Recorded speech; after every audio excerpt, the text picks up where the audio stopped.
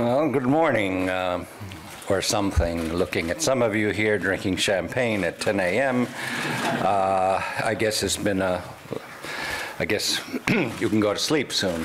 Just have to get through this, right? I said a couple of years ago here, starting a rock and roll festival at 10 a.m. is like asking for milk at CBGB's at 3 a.m. This is quite a crowd. They get bigger and bigger every year.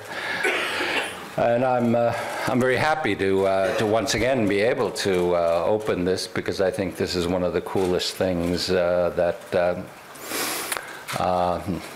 not only Estonia, but rather in the region, that we have something as wonderful as Tallinn Music Week, where you really do get to see what's new, interesting, what's happening in music and more broadly in contemporary culture. For example, the classical music rave tonight must be, I think, the first ever anywhere. And I look forward to that if I can stay up that long, because I'm old, you know. Oddly enough, I woke up this morning, I went to my computer, and I had a mail from someone who I last saw 35 years ago. 35 years ago, I was teaching in a private school. I taught English and I taught science, but then there were these kids who really weren't really interested in anything. You might as well call them stoners or something. But anyway, in order to get them enthused, on Friday afternoons I taught a course called The History of Rock and Roll, which is pretty funny given that in 1979 rock and roll was, well, basically, you know, what was it, 25 years old, and that was 35 years ago. But anyway, he wrote me a letter this morning. I hadn't heard from him in 35 years, and he said how the course had changed his life. He didn't say for the better or for the worse, but but in any case, so 7 years of Tallinn Music Week is a short history compared to the history of rock and roll. I said, I love, for some reason here, I'm always quoting Ezra Pound, who did say poets are the antennae of the race, and I think that is translated now over to the culture of music, which in so many ways has been that part of contemporary culture that senses things earlier. I got into trouble here 3 years ago when I talked about Pussy Riot, which no one had heard about at the time. I was soon excommunicated from the Lutheran Church, but in any case, in general, music tends to be ahead of everything. I'm glad this year there's one area where music has been behind things, and it's catching up with the boring, dull world of politics, which is that a country like ours, which became re-established its independence in 1991, made its way back to Europe officially in 2004. We thought we'd eradicated all of the differences between Eastern and Western Europe with joining the European Union and so on.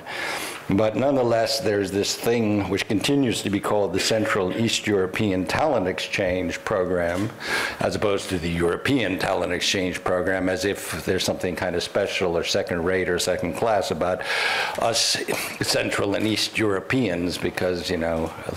But fortunately, that is now coming to an end, and I think that's one of the events that we have here that is worth appreciating, that finally we too, we are recognized as being real people when it comes to music, even though I do think that we might have to reinstitute this soon, because actually much of the interesting stuff is coming from this part of the world.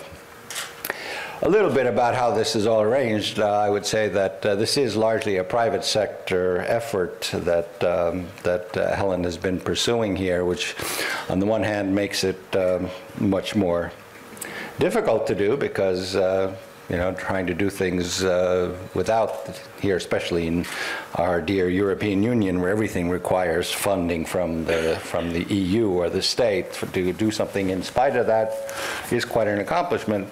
But then again, I think for music it is worthwhile doing. It's understandable because because music, rock and roll, punk, they've all been largely anti-establishment, and so yeah, there's always this kind of strange sort of have this queasy feeling when I see officially promoted rock and roll, because it doesn't seem like it's quite the right thing. I mean, if you think about the history again, you know, even with Elvis pumping his thighs in 1953, 54, and that was all anti-establishment, and everything since then has at least, if not been really anti-establishment, at least it's had that tinge to it. I mean, it was already in the 70s that Malcolm McLaren figured out that if you really want to make money, you're going to create a neo-Marxist revolutionary band, which he did, and it's called The Clash. I mean, it's pretty funny to think about a Marxist punk band being created by a capitalist because you can make more money by being revolutionary and anti-establishment. So that was learned already 35 years ago. But on the other hand, what is really good, and here comes the political moment of my speech, which is that I like it that way. When you know, rock and roll has to do it, it's on its own, because when it goes the other way, it can do nasty things. I would recommend everyone here, and you can write it down, but to go to YouTube and type in biker show or bike show Sevastopol 2014, and you'll find an hour-long link there. And then you'll see what happens when rock and roll and hip hop and everything else is in the service of the state. It is a genuine Gesamtkunstwerk, if that means anything to anyone, but that was Richard Wagner's idea of the total piece of art, including everything. And this is a synthesis of all forms of art, in this case rock and roll, hip hop, light shows, ballet dancers in the shape of swastikas, fireworks, real fire, a huge motorcycle gang on Harleys with flags, genuine spectacle with tanks on stage, and full of war and hate. It makes Leni Riefenstahl's propaganda masterpiece, Triumph of the Will, or Triumph des Willes, really pale in comparison. And so the Gesamtwerk today is even more Gesamt than anything Richard Wagner could conceive of, because we have all these new media, and for some reason Gesamtwerke tend to support totalitarian ends. They did in the case of Leni Riefenstahl. They did in the case actually in Bayreuth as well, but today we see it being used in the service of the state in ways that I could never have conceived of in the past. So if we think that rock and roll is just fun and anti-establishment, we have to realize that rock and roll can be used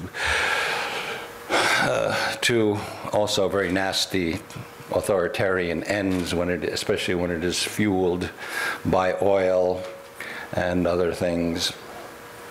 So keep in mind, rock and roll is great, music is fantastic, but let's keep it at the grassroots. Let's keep it as something that we do on our own. Let's not bring it to the service of authoritarianism, hatred, and warmongering. I'm glad this festival is taking place here precisely in the way it is taking place, in the spirit of that Helen has devoted here. This is the 7th time. Here you can see what happens when you have the spontaneous live culture that you can muster in a free society without the dull, heavy hand of the state, or even without the dull, heavy hand of the president. Let us keep in mind, music should be redemptive, not in the service of the state. But I don't want to talk anymore because you'll fall asleep, because I am a politician. So I'm going to end it with that. And really, this is one of my favorite times of the year. I get to come here, see Helen, listen to music. It's fantastic. Welcome to Estonia.